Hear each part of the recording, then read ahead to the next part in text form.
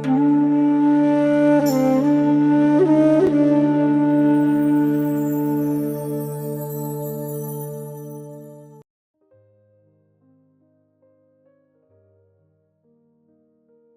काली जी। माँ काली महादेव की असीम कृपा से आप सभी संगत का सत्संग में हार्दिक स्वागत है। आज के सत्संग में हम माया जैसे गूढ़ विषय पर विचार करेंगे। माया केवल धन, घर या वस्तुएं नहीं है, बल्कि वह सब कुछ माया है जो हमें परमात्मा की याद से भटका दे। जब मनुष्य अपने शरीर, नाम, मान, अपमान और रिश्तों को ही अपना सब कुछ मान लेता है, तब यह माया के बंधन में बंध जाता है। माया हमें यह भ्रम देती है कि यही संसार स्थायी है, जबकि वास्तव में सब कुछ नश्वर है। माया का सबसे बड़ा प्रभाव यह है कि वह मैं और मेरा को मजबूत कर देती है। इसी में उलझकर मनुष्य अपने जीवन के असली उद्देश्य को भूल जाता है। माया से भागना आवश्यक नहीं, बल्कि माया में रहते हुए उससे बंधन छोड़ना आवश्यक है।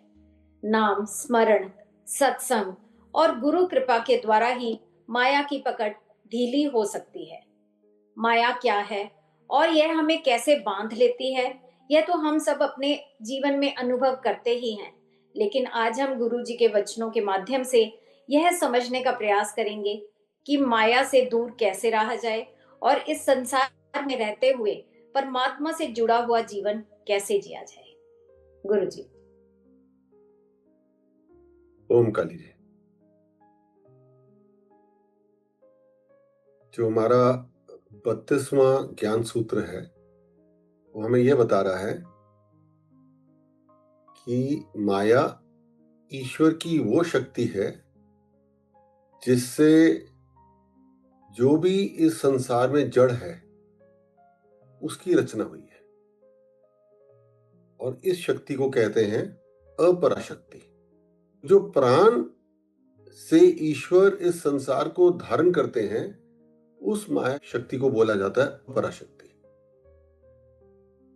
इससे हमें यह समझ में आता है कि माया क्योंकि ईश्वर की शक्ति है, ईश्वर की दिव्य शक्ति है, तो माया बुरी नहीं है।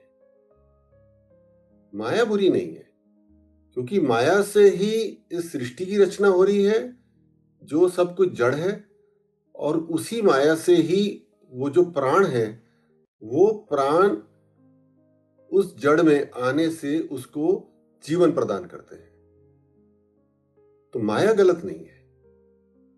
गलत है जब अज्ञानता के कारण हम संसार को ही सब कुछ मान बैठते हैं। वो जो हमारे अंदर अज्ञान है उसको कहते हैं अविद्या माया, वो गलत है। तो माया जब अविद्या का रूप लेती है तो हम संसार में फंस जाते हैं। जो भी गलत है, जो हमारा अहंकार है, जो काम क्रोध लोभ अहंकार है, जो हमारे को संसार के साथ अति आसक्ति है। आसक्ति का मतलब हो गया बहुत ज्यादा हमारे को अटैचमेंट है, बहुत ज्यादा हमारे को मोह है सांसारिक चीजों से, सांसारिक बंधनों से। वो माया ही हमें बांध रही है। उस अविद्या के कारण हम लोग माया में बंध रहे हैं। और जो माया का विद्या वाला स्वरूप है उस स्वरूप में आके हम ईश्वर से जुड़ जाते हैं। माया ही हमें बांध रही है, माया ही हमें मुक्त कर रही है। अब हमें निर्णय लेना है कि हमको क्या करना है। तो बंद क्यों रहे हम लोग, पहले उसको समझते हैं। जब हमें यह समझ में आया कि माया तो ईश्वर की शक्ति है जिसके कारण ईश्वर हमारे सामने प्रकट हो रहे हैं, ईश्वर को हम समझेंगे कैसे? ईश्वर को समझने के लिए ही ईश्वर ने हमें अपने अलग अलग रूपों के दर्शन करा रहे हैं। जड़ भी ईश्वर है और जो चेतन है वो भी ईश्वर है, ये बात तो हमें समझ में आ गई है। दोनों ही स्थितियां ईश्वर की है क्योंकि वहीं से उत्पत्ति हो रही है हर चीज की। उत्पत्ति का मतलब ये हो गया कि जो मूल है, जो मूल तत्व है वो ईश्वर है सब में। बिना ईश्वर के कुछ भी नहीं है। पहली बात तो हमने ये समझ ली। जो जीवित है उसमें प्राण रूप में है और जो निर्जीव है उसमें भी ईश्वर है, क्योंकि उसकी जो रचना है वो ईश्वर ही कर रहे हैं। अब हुआ क्या, हमने अज्ञानता में ये समझा कि ये जो संसार है यही सब कुछ है। उसके पीछे जो मूल तत्व है वो नहीं हम समझ रहे। पहले तो हम ये सोचे कि ईश्वर ने संसार की रचना क्यों करी, कुछ कारण तो होगा ना। कारण उसका यही है कि ईश्वर हमारे को अपने से रूबरू कराना चाहते हैं, हमको अपने से जोड़ना चाहते हैं, हमारे अस्तित्व को हमें पहचान कराना चाहते हैं। ईश्वर हमारे हित के लिए कर रहे हैं सब कुछ, क्योंकि अगर संसार नहीं होगा तो हम ईश्वर को पहचानेंगे कैसे। उस संसार के जो भिन्न भिन्न रूप में हम जब ईश्वर को देखना आरंभ कर देते हैं, उनकी शक्ति को हम पहचानने लग जाते हैं, उनके तत्वों को जब हम जानने लग जाते हैं, तभी हम ईश्वर को समझ पाते हैं। इसलिए संसार का होना भी अति आवश्यक है। तो भगवान ने जब संसार की रचना करी, उसके साथ ही हमारे को ज्ञान के सूत्र भी दे दिए, वेद दे दिए, पुराण दे दिए, हमारे को गीता जी का उपदेश दे दिया, हमारे को हर चीज से सशक्त कर दिया कि हम ईश्वर के उस मूल तत्व को जान सके, उससे जुड़ सके। मूल तत्व क्या हुआ कि हर चीज में ईश्वर है, हम लेकिन उससे नहीं जुड़ रहे। हम केवल जो संसार है इतना आकर्षित करता है हमारे को, उस संसार में फंस जाते हैं। और क्योंकि हम उसमें फंस जाते हैं अविद्या के कारण, अज्ञान के कारण, तो हम लोग जो हमारे जीवन काल का चक्र है, हम मरते हैं, दोबारा जन्म लेते हैं अपने भोगों का फल लेने के लिए, उसमें फंसे रहते हैं हम लोग। उसके कारण से तो ईश्वर ने सृष्टि की रचना नहीं करी ना। उन्होंने तो रचना इसलिए करी कि हम उस मूल तत्व को जान के कि ये जो प्राण है और जो भी चीज की रचना हुई है वो सब ईश्वर के कारण हुई है, उसको जान के उससे जुड़े। उसको जुड़ने को ही हम बोलते हैं कि वही मोक्ष है, वही मुक्ति है। लेकिन वो नहीं हम कर रहे। वो कब होगा? जब हम ज्ञान में जाएंगे। जब हम ज्ञान में जाएंगे तभी वो माया हमारे लिए परोपकारी हो जाएगी, तो हमारे को ईश्वर के दर्शन कराएगी। और अगर नहीं जाएंगे तो हम लोग उस अंधकार में ही रहेंगे जो अंधकार से हमारे शरीर की रचना हुई है। क्योंकि ये ब्रह्मांड है ना, ये सारा ही अंधकार में है। 96% बताते हैं अंधकार है, 4% प्रकाश है। और जो हमारा शरीर है पंचतत्व से बना, वो इसी ब्रह्मांड का ही एक अंग है। तो जो ब्रह्मांड है वही हम है, हमारे भीतर वैसी रचना है। तो हमारे भीतर भी 96% अंधकार है, केवल 4% ही प्रकाश है। उस प्रकाश को हर समय उज्जवल रखने के लिए हमें आत्मा का सहारा लेना पड़ता है, क्योंकि आत्मा जो है वो पूरा का पूरा ही प्रकाश है। और वो जो आत्मा है वो ही शिव का भी अंश है, वो ही ईश्वर का अंश है। उसी से हम सबकी रचना हुई है ना। यही आप समझ रहे हो ना मेरी सारी बातें।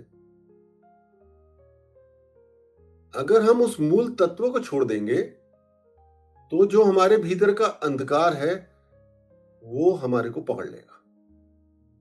और अगर हम लोग आत्मा से जुड़े रहेंगे तो हम उस अंधकार में नहीं फंसेंगे।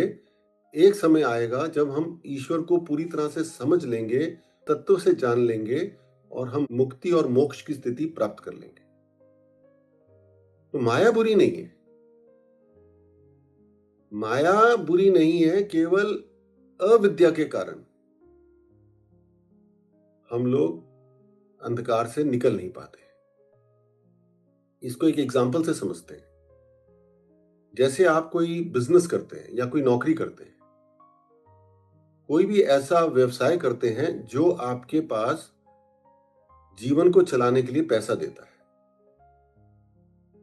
चाहे आप कोई किसान का काम करते हो, खेतों में काम करते हो, कोई भी कार्य जो आपको जीवन चलाने के लिए पैसा देता है, उस कार्य को जब आप करते हैं उसके साथ साथ आप कभी घूमने भी जाते हैं, आप कभी अपने जीवन के एंटरटेनमेंट भी करते हैं, आप अपने परिवार की भी देखभाल करते हैं, अपने बच्चों की देखभाल करते हैं, आप सारे कार्य कर रहे होते हैं, अपने रिश्ते नाते सब निभा रहे होते हैं, मित्रों के साथ घूम रहे होते हैं, लेकिन आपके दिमाग में वो एक केंद्र होता है कि मेरे को अपने नौकरी पे या अपने व्यवसाय पे समय समय पे जाके देखना है उसको। वो जो फोकस है ना आपका, वो डिस्टर्ब नहीं हो रहा होता, क्योंकि वो है, आपका व्यवसाय है, आपके पास कोई नौकरी है, इसलिए आप और सब कार्य भी कर पा रहे हैं, नहीं तो जीवित रहना ही मुश्किल हो जाता। क्लियर हो ना आपको? किस लिए कर पा रहे हैं? क्योंकि आपका जो मन है और जो चित्त है वो इस बात पे केंद्रित है कि मुझे सब काम से समय निकाल के, सब काम करते हुए और उनसे समय निकाल के मुझे अपने व्यवसाय को भी करना है, बल्कि मुझे काफी ज्यादा समय उस व्यवसाय को देना है, एक तरीके से, एक डिसिप्लिन के साथ, नहीं तो बात नहीं बनेगी। तब क्या होता है कि हमारा जीवन ठीक तरीके से चलता है।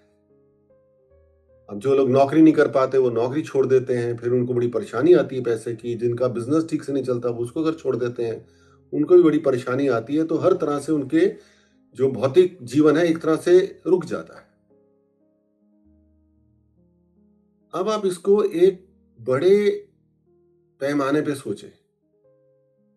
बड़ा पैमाना ये हो गया कि जब हमारी जो आत्मा है और जो हमारा ईश्वर से जुड़ाव है, जब हम उसको पूरी तरह से छोड़ देते हैं और केवल संसार में ही फंस जाते हैं, चाहे वो हमारा व्यवसाय हो, चाहे बिजनेस हो, चाहे परिवार हो, चाहे हमारे बहुत सारे भौतिक कार्य हो, लेकिन हमने उस चीज को छोड़ दिया जिस शक्ति से हमारी रचना हुई है, तो उसको बोला जाता है कि हम अंधकार में फंस गए। इसीलिए जिस तरह से हम अपना व्यवसाय को नहीं छोड़ते अपने सारे कार्य करते हुए, तो बड़े पैमाने में हमें ईश्वर को नहीं छोड़ना होता।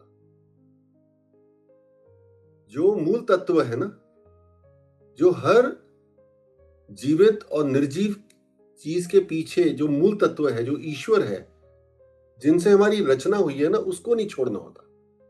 तो अगर हम उसको नहीं छोड़ते हैं और अपने सारे भौतिक कार्य भी करते रहते हैं, अपना भौतिक जीवन चलाते रहते हैं, अपने सारे संबंध नाते सबका हम अच्छे से उनको समय भी देते हैं, तो हम लोग फिर माया में नहीं फंसते। तो माया के जाल में नहीं फंसते हैं। वो जो माया है वो हमारे को ज्ञान के माध्यम से ईश्वर से जोड़ के रखती है और हम धीरे धीरे अपने परम लक्ष्य की ओर बढ़ते हैं, जो है ईश्वर से पूरी तरह से जुड़ जाना। यही फर्क है, यही समझना है, यही समझना है कि हम इस बात को पूरी तरह से समझ गए कि हमने ईश्वर को नहीं छोड़ना है। उसकी जो सही विधि है, उसका जो सही तरीका है, उस पे चलना है, जिसको हम साधना बोलते हैं। कि जैसे आप नौकरी कर रहे हैं, हम नौकरी को गलत तरीके से नहीं करेंगे ना, उसका कोई नियम का पालन करेंगे ना। अपना बिजनेस करेंगे उसका भी नियम का पालन करेंगे। आप कोई अगर खेती का काम करेंगे उसके भी नियम है, सब जगह नियम है। तो ईश्वर के मार्ग पर चलने वाले जो नियम हैं उसको हम किस तरह से बिना पालन किए चले, वो नियम ही गुरु आपको बताता है। और सबसे बड़ा नियम यह है कि जो जीवन जीने की शैली है वो ही अध्यात्म है, वो भौतिक नहीं है।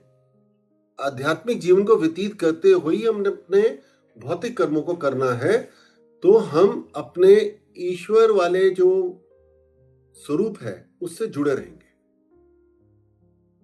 तभी हम इस जीवन को खुशी से, आनंद से जी सकते हैं।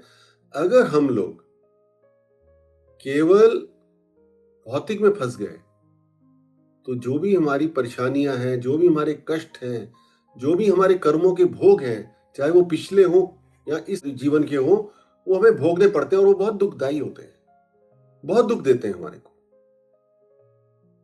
मैं फिर उसी एग्जाम्पल में वापस आ रहा हूं ताकि आपको पूरी तरह से स्पष्ट हो जाए कि जैसे आपने अपने नौकरी या व्यवसाय को अपना केंद्र मान के सब कार्य किए जीवन के, क्योंकि वहां से आपके पैसे का स्रोत आ रहा है, उसके आने के कारण ही आप अपने बच्चों की पढ़ाई करा पा रहे हैं, अपने घर का खर्चा चला रहे हैं, आप एंटरटेनमेंट भी कर रहे हैं, सब कुछ कर रहे हैं, आपने उसको नहीं छोड़ा है ना, और उसके नियम सारे आप फॉलो भी कर रहे हैं। तो बड़े पैमाने पे आपको ईश्वर को नहीं छोड़ना होता, ईश्वर से जुड़ के ईश्वर मुखी होके आप अपने सारे कार्य करें तो ही आप जीवन को बिना कष्टों के जी पाएंगे, एक सुखमय तरीके से, एक आनंदमय तरीके से। सारी की सारी कष्टों की जड़ ये है कि हम अविद्या में फंस के केवल संसार को ही सब कुछ मान लेते हैं। संसार हमारे लिए बहुत ज्यादा अति प्रिय हो जाता है, संसार से हमें आसक्ति हो जाती है, संसार से हम आकर्षित हो जाते हैं, सांसारिक भोगों में हम फंस जाते हैं। क्लियर हो रहा है ना आपको? वो नहीं करना हमारे को। आपको जो करना है आप करो, आप पूरे स्वतंत्र हो, केवल जो आकर्षण है वो ईश्वर के प्रति रखो। अपने हर कार्य को ईश्वर के साथ जोड़ के चलो, तो आप फंसोगे नहीं। ये समझना है। परिवार माया नहीं है, परिवार नहीं है माया। ईश्वर को छोड़ के केवल परिवार के ही कार्य में लग जाना अंधकार है, वो आपको ईश्वर से दूर ले जाता है, आपके कष्टों का कारण बन जाता है। पैसा कमाना माया नहीं है, उस पैसे के पूरे भोग में फंस जाना और उस पैसे को और लोभ के साथ और कमाने की कोशिश करते रहना और संचय करते रहना और अपने ऊपर ही लगाना, वो जो दुरुपयोग है माया का, वो फंसावट है, वो माया में फंसना है। अगर आप ये सोच के धन कमा रहे हैं कि मैं कुछ धन ईश्वर के कार्य में लगाऊंगा, कल्याण के कार्य में लगाऊंगा, लोगों के हित में लगाऊंगा, तो उसमें कुछ गलत नहीं है। वो तो आपको ईश्वर के और पास ले जाएगी, वो तो विद्या में आ जाएगी ना, वो अविद्या में नहीं आएगी। अविद्या हो गया कि सब अब मुझे धन कमाना है अपने लिए। माया जो हमारे को ईश्वर से दूर ले जाती है, तो हम कहते हैं वो माया हमें अंधकार में लेके जा रही है। और अगर माया हमारे को ईश्वर से जोड़ के रख रही है, तो वो ही माया हमें उजाले में लेके जा रही है, क्योंकि वो ईश्वर की शक्ति है। अब हमें निर्णय लेना है कि हमें क्या करना है। सारे बोल रहे हैं माया छोड़ो, माया छोड़ो। माया थोड़ी गलत है, माया को समझ लो तो वही माया आपके लिए परोपकारी है, और माया को अगर नहीं समझो तो वो फसावट है। क्योंकि अगर माया ही नहीं होती, ईश्वर की अलग अलग स्वरूपों में हम माया अपने आप को नहीं प्रकट करती, हम ईश्वर को कैसे समझते? हम कैसे समझते ईश्वर को ना? इतने सारे स्वरूप में जब ईश्वर प्रकट हो रहे हैं हमारे सामने, उसी के माध्यम से ही हम ईश्वर से जुड़ पाएंगे। ईश्वर बड़े परोपकारी हैं, हमसे बहुत प्रेम करते हैं, वो हमें अपने साथ जोड़ना चाहते हैं, वो हमें भटकाना नहीं चाहते। भटक तो हम अपनी अज्ञानता के कारण रहे हैं, अपनी मूर्खता के रहे हैं, क्योंकि हम समझना नहीं चाहते। वेद शास्त्र ज्ञान सब भी भगवान ने दे दिए कि तुम संसार में मत फंसो, हम उसका अध्ययन नहीं करना चाहते। तो फिर ईश्वर क्या करे? क्लियर हो ना आपको? इसको एक और एग्जांपल से समझिए। जैसे कोई भाषा है, वो भाषा की जो लिपि है बड़ी सुंदर है। जैसे संस्कृत है हमारी, संस्कृत भाषा भी बहुत सुंदर है, उसकी जो लिपि है, लिखावट भी बहुत सुंदर है। तो उसको देख के हमें बड़ा अच्छा लगता है ना? लेकिन अगर हम उसके अर्थ को नहीं जानेंगे तो फिर सब कुछ बेकार है। वो भाषा हमारे किसी काम की नहीं है। अगर हम केवल लिपि से आकर्षित हो गए, उस भाषा के उच्चारण से आकर्षित हो गए और हमने उसके पीछे का मतलब नहीं जाना, अर्थ नहीं जाना, तो वो किस काम की? इसका मैं और थोड़ा सा आपको उदाहरण देके बताता हूं कि जब मैंने शिव काली बोध के किताबें लिखनी आरंभ करी, पूजा विधि, पद्धति सब कुछ किया, तो मेरे सामने अब प्रश्न आया कि मुझे पूजा विधि के लिए भगवान के 108 नाम भी लिखने हैं। और मेरे मन में ऐसी इच्छा थी कि मैं उनका हिंदी अनुवाद भी करूं, इंग्लिश में भी अनुवाद करूं, ताकि ज्यादा से ज्यादा लोग उनको पढ़ सके और उनको समझ सके। क्योंकि ये बात तो मुझे पहले ही से समझ में आई थी कि जब तक अर्थ समझ में नहीं आएगा, तो केवल हम उच्चारण कर रहे हैं किसी मंत्र का, वो उतना हमारे को फायदा नहीं देगा। तो जब मैंने उनका अनुवाद करना आरंभ किया, तो मैंने भी इंटरनेट पे जो जो मंत्रास के अनुवाद थे वो पढ़े, और फिर मैं संस्कृत डिक्शनरी खोली, मैंने उसमें उन चीजों को और गहराई से अध्ययन किया। तो मैंने क्या देखा कि 30 से 40% नाम तो अजीब अजीब से ही हैं। वो ईश्वर के नाम हो ही नहीं सकते। बस एक चीज चलती आ रही है संस्कृत में, अब सभी लोग उसको कॉपी पेस्ट कर रहे हैं। उन सभी नामों को मैंने वहां से हटाया और फिर 108 पूरे करने के लिए संस्कृत डिक्शनरी की मदद लेके वो नाम पूरे किए। तो अब आपको मेरी बात समझ में आई ना कि हमें बताया गया है कि भाषा बहुत अच्छी है, भाषा देवों की भाषा है, लेकिन हमें अर्थ ही नहीं पता, तो हम उसका जो भाव है, जो भी स्तुति कर रहे हैं, जो भी मंत्र पढ़ रहे हैं, वो हमारे भीतर नहीं आएगा ना।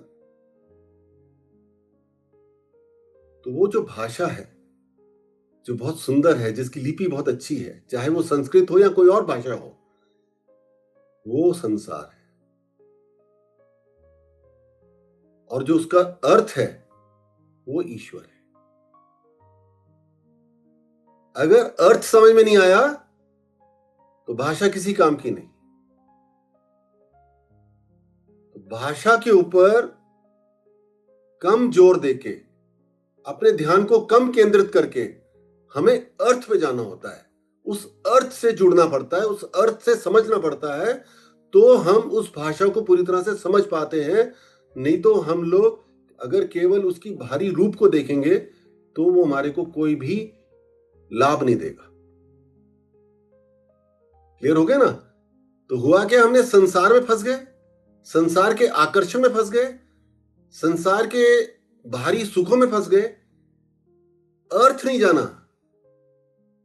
अर्थ क्या है? उस संसार में जो प्राण हैं, जो उस संसार के रचयिता हैं, वो जो ईश्वर हैं, उनको हमने छोड़ दिया, उनको नहीं जाना। तो फिर ये संसार हमें सुख नहीं देगा। जो भी सुख देगा वो अस्थायी होगा, क्योंकि स्थायी केवल ईश्वर है, स्थायी सुख केवल ईश्वर से मिलने वाला है। इसीलिए अर्थ में जाना अनिवार्य है। इसका एक और भी आप बड़ी सुंदर बात समझिए, बहुत सुंदर है ये बात, कि अगर भाषा नहीं है तो फिर अर्थ का भी कोई भी तात्पर्य नहीं है।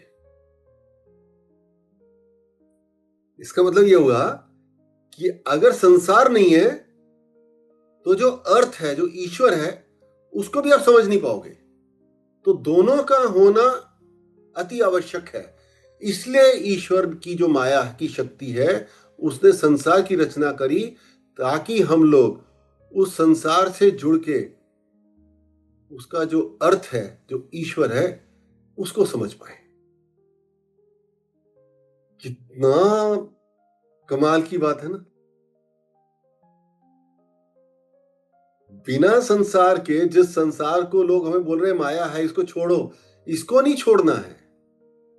उस अविद्या को छोड़ना है, उस अज्ञान को छोड़ना है। और वो कब छूटेगा? कबीरदास जी बोल गए, जब आप सत्संग करेंगे, जब आप ईश्वर स्तुति करेंगे, जब भक्ति के मार्ग पे जाएंगे, तो वो माया का भंजन होगा। तब आप समझेंगे कि असलियत क्या है, उसका अर्थ क्या है। उसका अर्थ है उसके जो रचयिता है, जो ईश्वर है, उनसे जुड़ के चलना है। तो आप कुछ भी कर सकते हैं। तब आप सब जीवन के अपने कार्यों को करें, आप फंसेंगे नहीं कहीं। यहां तक आपको मेरी बात समझ में आई? बताइए पलक। गुरुजी, मैं कहना चाहती थी कि आपने जो वो जॉब और वो वाला एग्जाम्पल दिया ना, उससे हम सबको इस तरह से बात समझ आ गई। आप वो एग्जाम्पल ना देते तो शायद हम थोड़ा सा टॉपिक को मिसअंडरस्टूड करते या सब अपने अपने तरीके से उसका कुछ मीनिंग निकाल लेते। बट आपने जो जॉब वाली बात बताई कि कैसे हमारी जॉब से पैसे आते हैं और उससे हमारी सारी चीजें ट्रैक पे चलती हैं, उससे हमने ये समझा कि कैसे स्पिरिचुअल जर्नी पे स्पिरिचुअली जब हम स्ट्रांग होते हैं, हम एक्चुअली में माँ की भक्ति करते हैं और माँ के सारे गुणों को अपने अंदर उतारते हैं, तो उससे जो हमारी लाइफ की गति चलती है उसको हमें उसी तरह से लेना है। जैसे हमारी मंडे की जॉब होती है तो हम संडे को रात को पार्टी नहीं करते क्योंकि हमें पता है कि सुबह हमें जाना है। हम प्रायोरिटाइज करते हैं अपने काम को क्योंकि वहां से पैसे आने हैं। उसी तरह से अगर हमें पता है कि हमारी सारी चीजें लाइफ की जो स्मूथ चल रही हैं या जो कुछ भी हमारी लाइफ में हो रहा है वो सब माँ की ही कृपा है, तो हमें वहां प्रायोरिटाइज करना है। जब सत्संग है तो उसको प्रायोरिटाइज करना है, अपने स्केड्यूल को इधर उधर करना है, क्योंकि हम जॉब के लिए भी करते हैं। हमें कोई प्लान बनाना हो तो हम सैटरडे नाइट बनाते हैं, संडे नाइट कोई भी नहीं बनाता कि सुबह ऑफिस जाना है मंडे को। मेरे दिमाग में उस टाइम ये आया, so I shared it. Nice. Ranjana ji, आप कुछ कहेंगे? तो जी, जैसे आपने बताया कि माया जो है क्या है, हम सब माया को यही अभी तक समझते आए थे कि हम अपनी जो भी हमारी संसार की चीजें हैं, हम अपने डेली रूटीन में इतने सब इन्वॉल्व हो जाते हैं, वही हमारी माया है। जबकि आपने जो समझाया तो उससे आज पता ये चला कि माया खाली यही नहीं है, माया भी ईश्वर की एक क्रिएशन है। उसने हमें ये सब चीजें करने के लिए मना नहीं किया है, पर हमें अपने मूल तत्व से जोड़ने के लिए कहा है कि हमारी एग्जिस्टेंस का सोर्स क्या है। जब ईश्वर हमारी एग्जिस्टेंस का सोर्स है तो हम बाकी सब चीजें के करके जो मूल तत्व है उसके साथ रहे। हम ये नहीं कह सकते कि ईश्वर और माया जो है एक दूसरे के कॉम्पिटिटर है, they are complementary to each other. कि भाई आप जो है मेन सोर्स के साथ जुड़े रह के सब काम करो। जैसे आपने ये वाले एग्जांपल्स वगैरह दिए कि आप किसी भी चीज को करो, सब कुछ ठीक है, पर आपके बैकग्राउंड में ये होना चाहिए कि मेरा पर्पस ऑफ लाइफ क्या है। तो वो सब आप जब करते रहोगे तो फिर हम शायद माया की चीजों में बहुत ज्यादा उलझेंगे नहीं। हम अपनी चीजों को एज ए ड्यूटी करते हुए मेन सोर्स जो हमारा सब कुछ क्रिएशन है, हमें ये समझना है कि हमारी क्रिएशन क्या है, हम आए क्यों हैं, इस माया के साथ साथ रहने के लिए ही हम आए हैं। तो ये मुझे थोड़ा समझ आया है। आपने बहुत अच्छे से क्लियर कर दिया, बहुत अच्छा बताया आपने। यही है बेसिकली, माया तो ईश्वर की शक्ति है, तो माया तो गलत नहीं हो सकती ना। हम अपनी अज्ञानता के कारण जो अंधकार में फंस जाते हैं ना, कि संसार को सब कुछ मान लेते हैं, भाषा को सब कुछ मान लिया, अपने जॉब को सब कुछ मान लिया, हर चीज को सब कुछ मान लिया जो सांसारिक है, वो अविद्या से आ रहा है। विद्या हमें क्या बताएगी? माया रूपी विद्या हमें यह बताएगी कि इस सब के पीछे जो मूल है वो ईश्वर है। तेरी उत्पत्ति ईश्वर से हुई है। तो जब उससे जुड़ के चलेगा तो जिस तरह से नौकरी तेरे को हर चीज देती है भौतिक जीवन जीने के लिए, अगर तू ईश्वर तत्व से जुड़ के चलेगा तो इस जीवन को सुखमय बनाने के लिए जो कुछ है वो तुझे मिल जाएगा। और फिर तू उस परम स्थिति में जाएगा जहां पे तुम मुक्ति की स्थिति प्राप्त कर लोगे, अपने कर्म के जो फल हैं उनसे मुक्त हो जाओगे। यही समझना है हमारे को। तो अब ये होगा कैसे? ये तो जान लिया हमने कि हमारे को ज्ञान चाहिए, वो सब आप लोग कर ही रहे हैं, लेकिन इसके आगे भी एक बहुत ही जरूरी चीज है जो हमें समझनी है। वो ये है कि जब तक हम ईश्वर के परायण नहीं होंगे, ईश्वर में पूरी तरह से समर्पण नहीं करेंगे, हम अंधकार से नहीं बच पाएंगे। ये एक ज्ञानी भक्त को ही समझ में आएगा। जो ज्ञानी भक्त भक्ति में पूरी तरह से तर गया है, उसको समझ में आएगा। जिसका अहंकार का क्षय हो गया है, जो शून्यता की ओर जा रहा है, उसे समझ में आएगा कि मेरे बस की नहीं है, अंधकार इतना घोर है, मेरे बस की नहीं है। भगवान कृष्ण ने इसलिए बोल दिया है गीता जी में कि माया के प्रकोप से बचने के लिए, अंधकार में जाने से बचने के लिए तुझे पूरी तरह से मेरी शरण में आना पड़ेगा। There is no other way out. इसलिए शिव काली बोध में, क्योंकि हम श्री कृष्ण के जो स्वरूप है मां काली को मानते हैं ज्यादा, इसलिए हमें मां काली की शरण में जाना पड़ेगा। ये हमको पूरी तरह से अपने अंदर धारण कर ले, नहीं हम लोग लड़ पाएंगे अंधकार से। मां अंधकार को भगा देगी, मां हमें अपने साथ जोड़ के रखेगी। और जब मां हमको जोड़ के रखेगी, इसका मतलब क्या हुआ, हम पूरी तरह से प्रकाश में रहेंगे हर समय, पूरी तरह से हम ज्ञान में रहेंगे हर समय, ज्ञानी बन के रहेंगे, तो हम अंधकार में भटकेंगे नहीं। इसलिए मां काली को बोला जाता है वो ही महामाया है, क्योंकि उन्होंने माया से हमें बचा के रख लिया। तो हम लोग इस तरह से अपने जीवन के लक्ष्य को समझें कि हम क्यों आए हैं। जब ईश्वर ने अपनी रचना ही इस तरह से करी कि इतने सारे अपने स्वरूप हमें दिखा दिए, तो हर स्वरूप के पीछे हमें उस तत्व को जानना है जो ईश्वर है। बस इतनी सी बात है। उस तत्व को जान के आप कुछ भी करिए, आप माया में भ्रमित नहीं होंगे, आप माया में भ्रमित नहीं होंगे, आप अंधकार में नहीं जाएंगे और आपका जीवन सार्थक हो जाएगा। जो भी ध्येय को आप लेके चले हैं वो पूरी हो जाएगी, भौतिक ध्येय भी पूरी हो जाएगी, और जो हमारे पुराने जन्मों से हम ध्येय लेके चल रहे हैं कि हमने भगवान से जुड़ना है, वो भी पूरी हो जाएगी। इसीलिए आज से हम ये चीज जान लें कि माया ईश्वर की शक्ति है, माया बुरी नहीं है। कभी हमारे जीवन में हम देखते ना, कई महिलाओं का नाम माया होता है। अगर बुरी होती तो क्यों रखते? किसी ने ककई नाम नहीं रखा, किसी ने मंथरा नहीं रखा, किसी ने रावण नहीं रखा अपना नाम, किसी ने कंस नहीं रखा, क्योंकि जो बुरा दर्शाता है उसका किसी ने नहीं रखा। माया तो बुरी नहीं है, हमारी अज्ञानता के कारण वो हमारा नुकसान करके हमें बंधनों में बांध देती है। क्योंकि हम लोग जो सांसारिक जीवन है उसको कंट्रोल करना चाहते हैं, हमें हर कर्म का फल चाहिए, अच्छा फल चाहिए, हमें हर सुविधा चाहिए, एक नहीं चाहिए अनेक चाहिए, हमारी कहीं पे भी संतुष्टि नहीं होती है ना। तो वो जो हम कर्म का फल ढूंढ रहे हैं, हर कर्म के पीछे, वो हमें बांध रहा है। इसीलिए जो संसार है वो भोगने के लिए हमें बार बार आना पड़ता है। और जब हम लोग मूल तत्व से जुड़ गए, ज्ञान में आके ना, उस ईश्वर से जुड़ गए, और हमने समझा कि सब कार्य तो ईश्वर कर रहे हैं, तो हम कर्मों के फलों के पीछे नहीं भाग रहे हैं, जो आ रहा है उसको स्वीकार कर रहे हैं, तभी हम लोग ये मुक्ति की स्थिति प्राप्त कर सकते हैं, तभी कर पाते हैं ना हम लोग। तो कोई कहता है कि हमें दोबारा से जीवन नहीं मिलेगा, वो तो हमारा मैटर ही नहीं है।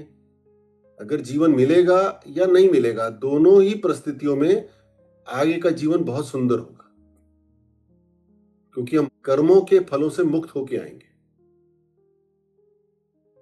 फिलहाल हमारे लिए यही जरूरी है जानना कि माया के बंधनों से मुक्ति पाने के लिए हम ईश्वर को अपना केंद्र मान के सारे कार्य करें और ईश्वर के कार्यों को प्राथमिकता दे के करें।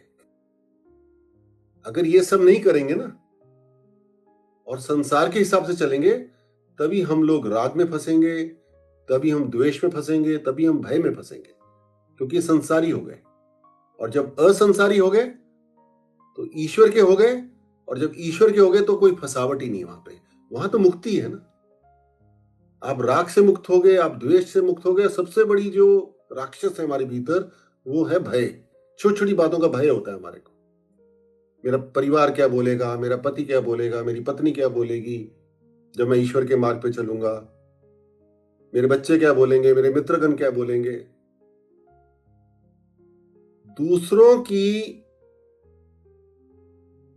एक्सेप्टेंस के लिए हम लोग फंसे रहते हैं। जो मुक्त हो गया, जिसने देखा कि ईश्वर ही सब कर रहा है और ईश्वर से जुड़ना मेरा जीवन का लक्ष्य है, तो ईश्वर देख लेंगे ना। मैं अपने मार्ग पे आगे चलता हूं, क्योंकि आधी फसावटें, आधा भय तो हमारी सोच से आ रहा है। हो सकता है जब हम ऐसा करेंगे तो कुछ होगा ही नहीं, तो समझ में आएगा अरे कुछ हुआ ही नहीं, सब कुछ आराम से हो गया। आखिरी में एक ही बात रहती है, वो ये रहती है, जो संसार है ना वो अस्थाई है, हर चीज अस्थाई है और ईश्वर स्थाई है। ईश्वर तो हर समय रहेंगे, आपको जानते हैं इस बात को। सनातन है, ना उनका जन्म हुआ ना उनकी मृत्यु हुई। हमारी आत्मा का भी जन्म नहीं हुआ, उसकी भी मृत्यु नहीं होगी। तो समझदारी इसी में है कि जो स्थाई है, जो आनंद का स्रोत है, उससे जुड़ के रहें। और वही मूल तत्व जो है, अगर हम अपने जीवन में पूरी तरह से धारण करके चलते हैं, उस लक्ष्य को लेकर चलते हैं कि मुझे मूल तत्व से जुड़ के रहना है, तो हमारी जो भौतिक कार्य हैं वो हमारे को दुख नहीं देंगे। हम कष्टों से मुक्ति पाके अपने भौतिक कार्य करते रहेंगे। इसको आप जान लीजिए, यही माया का सारांश है। कोई कुछ बोलेंगे आज? कनिका, आप कुछ बोलेंगे तो बताइए। गुरुजी, मुझे तो दोहा याद आ रहा है कबीर जी का, कि भूले थे संसार में माया के संग आए, सतगुरु राह बताइए फेरी मिली ते जाए। हम भूल जाते हैं कि माया तो हमारे जन्म के साथ ही हमारे साथ आई है, और जब तक हमें सदगुरु नहीं मिलेगा तो भंजन कैसे होगा माया का। जब तक हम मुक्ति की स्थिति में नहीं आते, जब तक हम खुद उस ब्रह्म में स्थित नहीं होते, तब तक तो सदगुरु का ही सहारा है गुरुजी। क्योंकि हम ये बात सुन रहे हैं, हमारे चित्त में तो नहीं बैठी ना, हमारे संस्कार तो हमें रोकेंगे, अपनी जो वृत्तियां हमें रोकेंगी। तो जब तक हम माया को पूरी तरह भेद नहीं पाते, जब तक हम मुक्ति की स्थिति में नहीं जाते, तब तक मेरे को पर्सनली एक्सपीरियंस यही है कि जो हमारा गुरु बताता है हम मान लो उस बात को। तो चाहे हमें वो समझ आए ना आए, that's not our to decide. At this point of time I think जो भी गुरु कह रहा है वो हमें माननी पड़ेगी जबरदस्ती, because maya will not allow us to go towards the knowledge at this point of time, जब तक हमारी खुद की अंदर सफाई नहीं होगी। तो this is all I can say about Maya Guruji. And Maa is very kind to me कि मैं समझ पाती हूँ चीजें, और मुझे माँ ने बहुत ब्लेस किया है।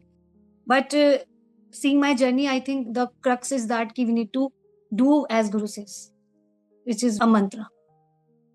Thank you, very nice. आप बताएंगे साक्षी? जी गुरुजी, ओम काली। गुरुजी, दो चीजें समझ आए इससे। एक तो हमारे बस में कुछ है नहीं, हम काम करें, और जब हम काम करें तो जैसे आपने पहले बताया था, इच्छा करे, काम करे, बट फल की इच्छा ना करे, और ईश्वर को केंद्रित करके करे कि मैं ये डिसीजन ले रही हूँ या मैं ये काम कर रही हूँ, अब ये अच्छा हो नहीं हो आपके ऊपर है, आप इसको संभाल रहे हो। तो माया हमें कर्म करने से नहीं रोक रही, ईश्वर उसके सेंटर में है। आगे क्या होना है आप वो छोड़ दो, आप काम करो अपना, बट ईश्वर उसमें क्या दे नहीं दे बस ये सोच के कर दो कि मैंने ये कर दिया, बाकी माँ आप देख लेना। दूसरी बात ये समझ आई कि जैसे पैसा कमाए, पैसा कमाने में कोई बुरी बात नहीं है, बट ईगो उसमें ना लेके आए, उससे अपने आप को बढ़ाई नहीं, उससे अपने आप को बहुत आइडेंटिफाई नहीं करे। उससे पैसे से अगर कोई गाड़ी ली तो ये नहीं कि मतलब मैं कोई बहुत ऊंची हो गई या मेरी अस्तित्व उस गाड़ी से हो गया। उसमें भी ईश्वर को सेंटर में रखे और उसको अच्छे काम के लिए यूज करें। अगर आपने पैसा कमाया है तो आपके पास बहुत अपॉर्चुनिटी है कि आप बहुत लोगों की हेल्प कर सकते हैं, और पैसे से तो सबसे इजीली हेल्प हो सकती है। टाइम एफर्ट में तो बहुत ज्यादा वो समय जाता है, कर नहीं पाते, बट वो बैंक अकाउंट का ट्रांसफर अगर आपने, भगवान ने आपको ये ऑप्शन दी है, तो वो तो इजीएस्ट है कि आप, जैसे आप भी कहते हैं कि उससे कर्म कटने सबसे आसान है। तो कार्य करिए, बट ईश्वर सेंटर में रहेगा तो फल की इच्छा और वो सब बिल्कुल ईश्वर पे छोड़ दीजिए। और जो भी माया आपको दे रही है उसे ईश्वर, जो लोगों की सेवा है, जो भी आप कर सकते हैं उसके लिए यूज करिए। Thank you. आखिरी में इतना ही बोलूंगा आपको कि कभी आप ऐसे बैठे हो ना, रात को लेटे हो पूरी दिन के कार्यों से फ्री होके, तो इस बात को विजुलाइज करिए, इस बारे में सोचें कि ये पूरा जो ब्रह्मांड है ना, जिससे हमारी रचना हुई है, यही ईश्वर है, यही काली है, और उसी ब्रह्मांड में आप लोग बैठे हुए हैं। तो ऐसा फीलिंग आएगा कि हम माँ की कोख में बैठे हैं, काली की कोख में बैठे हैं। तो अगर हम काली की कोख में बैठे हैं, काली से पूरी तरह से जुड़े हुए हैं, तो फिर हमारे जीवन में आनंद ही होना चाहिए। माँ सब देख लेगी ना, माँ सब देख लेगी। हम उस ब्रह्मांड के किस चीज से अलग है? वो हमारे भीतर भी है, तो माँ हमारे भीतर भी है, माँ के भीतर हम हैं। सब तरफ ब्रह्मांड है, सब तरफ माँ है। माँ से जुड़ के सब कार्य करते हैं, कार्य भी सुंदर हो जाएंगे, जीवन भी सुंदर हो जाएगा, परिवार भी सुंदर हो जाएगा, हमारा अगला जन्म भी सुंदर हो जाएगा। ये निचोड़ है ना? इसको धारण कर लेते हैं, इसको अपने जीवन में उतार लेते हैं कि हर क्षण हम इस सत्य से जुड़ के चले कि हम ब्रह्मांड के भीतर हैं, ब्रह्मांड हमारे भीतर है, और वो ब्रह्मांड ही माँ है, वही काली है, और काली के कोख में बैठे हैं। अब तो हमें काली से जुड़ के चलना है। अगर हम उससे निकलने की कोशिश करेंगे भी तो जाएंगे कहां? अज्ञानता के कारण अलग ही तो हो जाएंगे, और जैसे ही अलग होंगे हमारे सारे के सारे दुखों का आरंभ हो जाएगा, कष्टों का आरंभ हो जाएगा। और जब माँ की कोख में बैठे रहेंगे तो माँ हर दुख का निवारण कर देगी, हर परिस्थिति से हमें बचा के चलेगी। तो ये समझदारी है ना, इसी को विवेक बोलते हैं ना। यही विवेक है। और ये विवेक कैसे आएगा?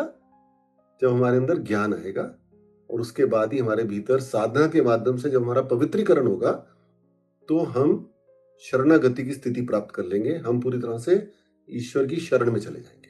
यही शरण में हुआ ना कि मैं तो माँ की कोख में बैठा हूं, मैं तो यहीं बैठूंगा, मुझे नहीं जाना कहीं पे। मैं अपने सारे काम को करता भी रहूंगा यहीं बैठ के, और यहीं से माँ का उपस्थित का आनंद भी लेता रहूंगा।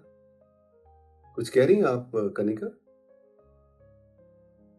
गुरुजी, मुझे 2 बातें याद आ रही हैं जो आप मुझे पहले समझाते थे। एक तो ये कि माँ ही योग माया है और माँ ही महामाया। तो माँ ने ही ये पहले सृष्टि रची योग माया बन के, और बाद में माँ, जब हम माँ से जुड़ते हैं तो माँ माया बन के हमें सत्य भी दिखा देती है। इतना सुंदर लगता है ये सोच के कि माँ कितनी अनंत है और माँ कितना करती है हमारे लिए। हम जैसे माँ को पूजे, माँ हमें वैसे ही अपने रूप दिखाती है। और एक बात और बोली थी गुरुजी, जब मैं बात करती थी इनिशियल स्टेजेस में कि माया से मुझे बाहर जाना है, मुझे तो ये माया ही असत्य है, तो आप मुझे बोलते थे हमें माया में ही रहना है, हमें माया में रह के माया को समझना है और ईश्वर को समझना है। तो ये बातें मुझे उस वक़्त नहीं समझ में आती थी। मैं सोचती थी माया तो इतनी खराब है, उसके बाद मैं कैसे माया में रह के भगवान को, माया जब तक दूर नहीं जाएगी तब तक मुझे भगवान समझ में नहीं आएँगे। बट बाद में जब बोध मिला तो समझी कि ये सब माया में ही तो पॉसिबल हुआ। माँ की सृष्टि में ही तो आके माँ मिली गुरुजी। एंड इट्स वेरी ब्यूटीफुल कि अच्छा लगता है, मतलब माँ के बारे में ही सुन के और समझ के कि माँ कितनी वेरी ब्यूटीफुल गुरुजी। जब पता चलता है it's a very beautiful feeling. बस सोचती हूँ वो बातें तो याद आता है कि हमें जब अज्ञान होता है तो हम समझ नहीं पाते। हमारे सामने ईश्वर भी आ जाएगा, हम उसको भी पहचान पाएँगे। हम इंसानों को तो क्या पहचानेंगे गुरुजी, हम जब ईश्वर नहीं पहचान पा रहे, हम we are nothing. Thank you. Meena ji, conclusion कर दीजिए आज का। जी गुरुजी, सत्संग में हमने माया के विषय में ये समझा कि माया स्वयं में गलत नहीं है। माया तब समस्या बनती है जब अज्ञान के कारण हम इस संसार को ही सब कुछ मान लेते हैं। जब संसार के भोग, सुख सुविधाएं और उपलब्धियां ही जीवन का अंतिम लक्ष्य प्रतीत होने लगती हैं, तब माया अविद्या का रूप धारण कर लेती है। वास्तव में माया हमें बांधती नहीं है, बल्कि हमारा अज्ञान हमें माया में बांध देता है। जब हम आत्मा और ईश्वर से अपना जुड़ाव छोड़ देते हैं, अर्थात उस परम शक्ति से विमुख हो जाते हैं जिससे हमारी रचना हुई है, तो जो हमारे अस्तित्व का मूल तत्व है, तब हम माया के बंधन में फंस जाते हैं। इसलिए आवश्यक है कि हम अपने जीवन के परम लक्ष्य को समझें और ईश्वर मुखी होकर अपने सारे कार्य करें। यदि हम केवल अपने स्वार्थ, अहंकार और व्यक्तिगत लाभ के लिए कार्य करते हैं, तो वही माया का बंधन बन जाता है। किंतु जब हम माया को समझकर उसे ईश्वर की सेवा और लोक कल्याण के लिए उपयोग करते हैं, तो वही माया साधन बन जाती है, बंधन नहीं। अतः माया से भागना नहीं है, बल्कि उसे सही दृष्टि और ईश्वर भाव से अपनाकर अपने जीवन को सार्थक बनाना है। इन्हीं भावों के साथ आज के सत्संग को यहीं विराम देते हैं। अगले सत्संग में एक नए विषय के साथ मिलते हैं। तब तक के लिए ओम काली जी। ओम काली जी।